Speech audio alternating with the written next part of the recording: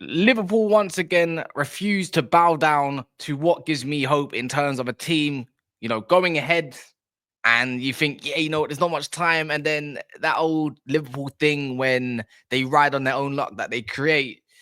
Yeah, win again. Not fair, is it? If you're a rival fan.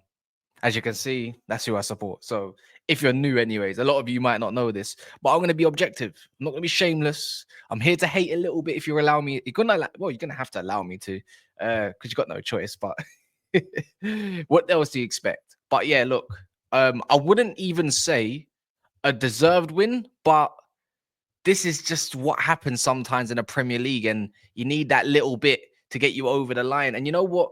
Maybe it is deserved because you know what? Actually, when I think about it, Southampton pretty much gave you all the goals in a way, but that's Southampton's fault. That's not Liverpool's fault. That's their fault. So maybe they did deserve to win because you know what?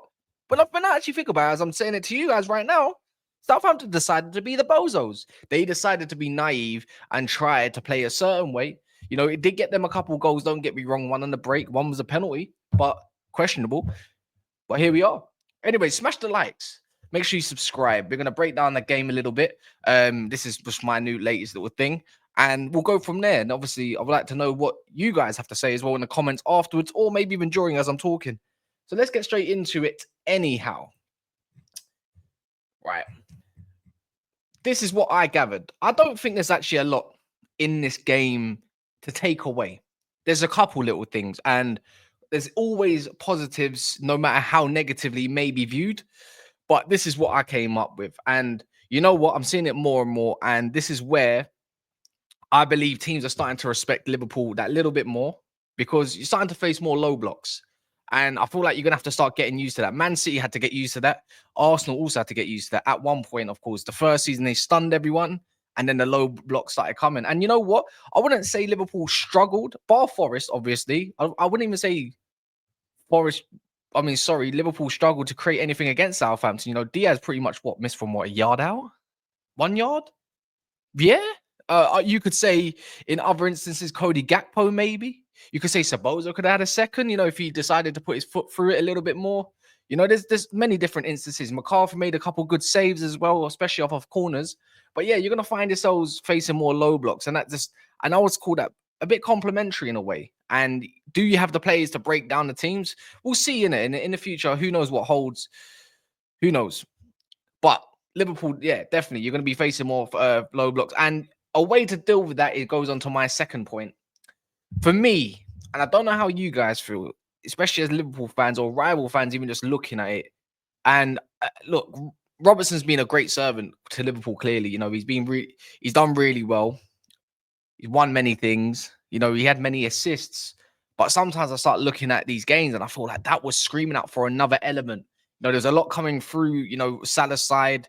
I feel Bradley could add a little bit of a better game, but for me, Tsimikas, anyways, could have started. Should be starting a lot more. Not that he hasn't. I just feel like he's got a much more meaner whip in his game to add another dynamic for someone like Nunes, who kind of struggled to get in and around the area. There was pretty much 11 men behind the ball, 10 men outfield players, of course.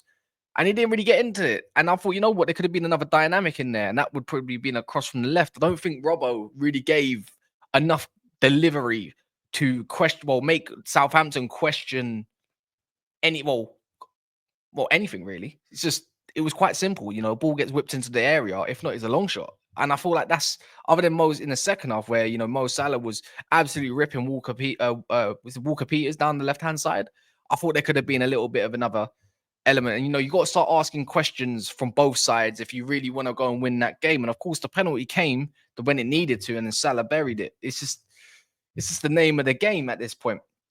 But in the first half, I did think that penalty was very questionable. And I feel like that would have been the headlines for most part, robbed, etc., etc.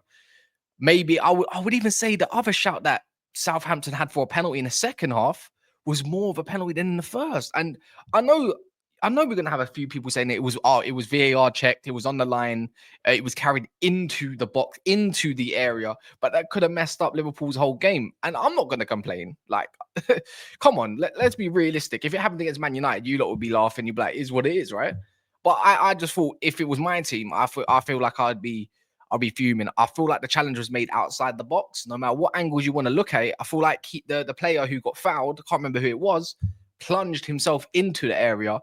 And it was fine margins, but at this point, maybe this is where we look at VAR and say it's that tight. You should just go with the referee's initial decision and go that way. A bit like with the offsides where you're a toe offside. Like, oh, come on, man. It's stupid. But let me know what you thought about the penalty decision. Was it a penalty? Was it not?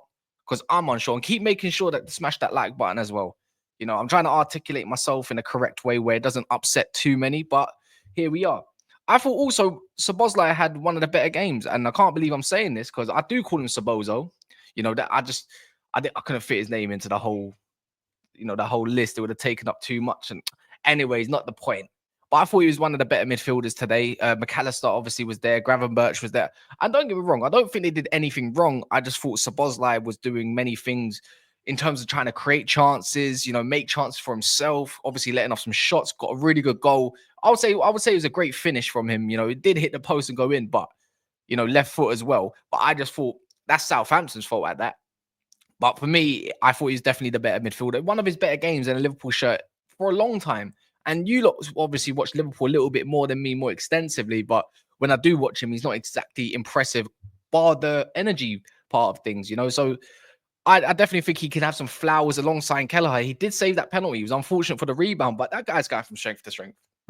He's going strength to strength. This, you know what? Liverpool need to figure out a plan because at this rate, it's not fair that you're going to have Mamadashvili, Kelleher, and Allison. So please work it out. Who is it going to be? Is it, there's going to be a lot of shouts. Like, when there was a whole Connor Bradley over Trent, now there's going to be the Kelleher over Allison. Take the reins. Let's get one thing straight. Nobody comes near Allison. Not nowhere near. I'm not saying that Allison would have not saved that penalty or he would have, but he's just levels. I think Keller's a top goalie, and he's quite young for a goalkeeper as well. He's got a huge career ahead of him, and you know what? He's going to stay in this game for a good 10 years. Chelsea's obviously been rumored, Newcastle as well, but we'll see what happens along them areas. Right now, you can enjoy him. I think he's proven himself quite well. You could even say in the first half, I believe he made an absolute cracked save. Where I thought he should have been 1-1. But it didn't happen. Straight down the throat, maybe. Reactions were very good. But yeah, this is probably the most obvious point. Liverpool need to do everything they can to keep Mo Salah. Now, I don't know what else. What other lyrics can we slap towards this guy? What other compliments can we bring? Not many. Not for me, anyways. Scores. He assists. I think is he on 15 goal contributions already? Yeah, this man's insane. I don't know how. You know what, as well? When we keep going around to different players, this player gets disrespected, that player gets disrespected. Saka, Foden, Palmer starting to get it. And it's just the name of the game. But when we talk about Premier League legends, the ones that are going to go into the Hall of Fame, you got your Wayne Rooney's, you got your Ryan Giggs, of course. If you go to Vincent Kompany's or David Silva's, we can go with Hazard. Go to a lot of these names, but this guy, I feel, gets disrespected on a massive level, like he's a bum. He's just a goal scorer. Oh, wait, hold on. He just gets assists. Like, come on, man. He might not be the greatest looking on the eye. I thought he had a wicked game today. He's making stuff happen, especially in the second half anyways, right? He's ridiculous. And I feel like with Liverpool, I don't think he's going to slow down anytime soon. He ain't got AFCON this year. He might even get his best numbers that he's ever had in a Liverpool shirt at this rate. That's the current rate he's going at. And you could even say he had an even better team last time. Obviously, 4 years ago, Liverpool. He's carrying that team. And this is why they call him King Mo Salah. And you can see why. Liverpool need to start finding a way, and I know they are because they're in contract negotiations, need to find a way to keep this guy because he's inevitable. And you know what? Keeping him around for another year or two could really boost Slot's position, especially in solidifying himself in the world of football. And right now, you know what? Of course, you're top of the league. You're running the league by, I'm just checking right now, 8 points clear with Man City coming up soon. You can rest him for someone like Real Madrid. I'm pretty sure he want to play, but you're top of the league in the league phase as well.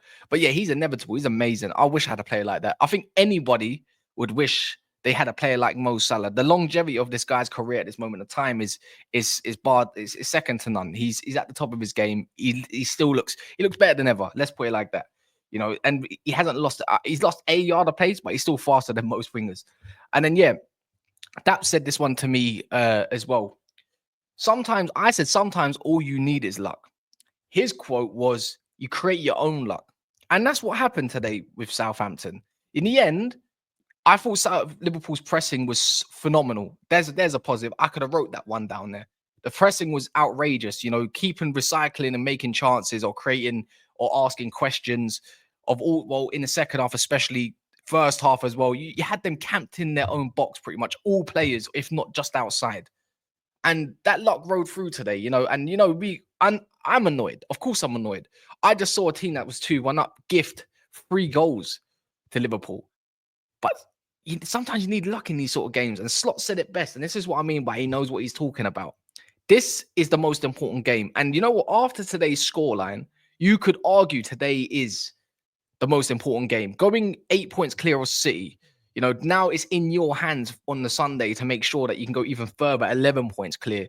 And then, of course, you've got Arsenal's, Chelsea's all trying to chase a little bit. But for me, he knows what he's talking about. And he's ahead of the curve at the moment. And that's a big compliment on my part. But create your own luck. You won 3-2. This handball, I don't know what my man was doing, but that was funny. And you know what?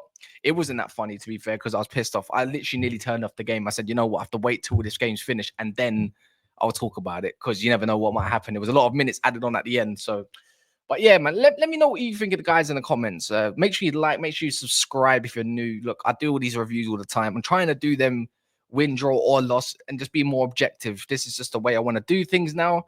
And I feel like you can get point by point, and you even guys in the comments can give me a little bit extra. Something to think about for next time. But until then, in a bit and in a peace.